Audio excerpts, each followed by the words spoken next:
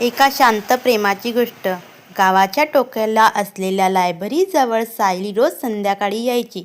तिच्या हातात नेहमी एक पुस्तक असायचं आणि मनात अनेक स्वप्न.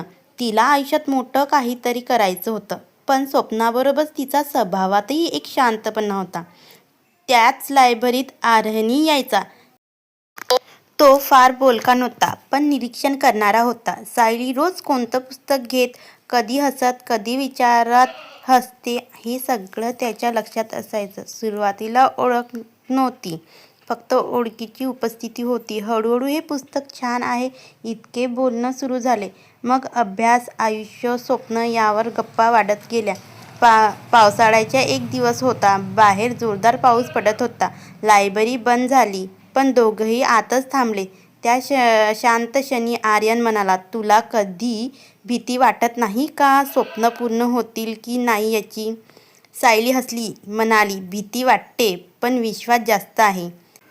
त्या एका उत्तराने आर्यनचे मन जिंकले. दिवस जात गेले. त्यांचं नातं खोल होत गेलं. कोणतेही मोठं वचन नव्हते, फक्त एकमेकांना समजून घेणं होतं. कधी सायली शांत असायची, तेव्हा आर्यन तिच्याजवळ बसून काही न बोलता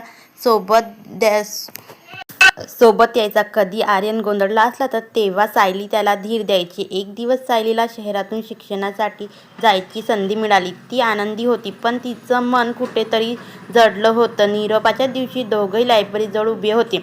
आर्यन म्हणाला, "तू तुझे स्वप्न पूर्ण कर, मी इथेच असेन." सायलीच्या डोळ्यात पाणी आलं, पण ती हसली आणि "मी परत येईन." अंतर वाढलं, पण संवाद थांबला नाही. पत्र, संदेश, आठवणी यातूनच त्यांचं प्रेम वाढत गेलं. वर्षांनी सायली परत गावात आली. लायब्ररीसमोर ती थांबली आणि समोर आर्यनही उभा होता.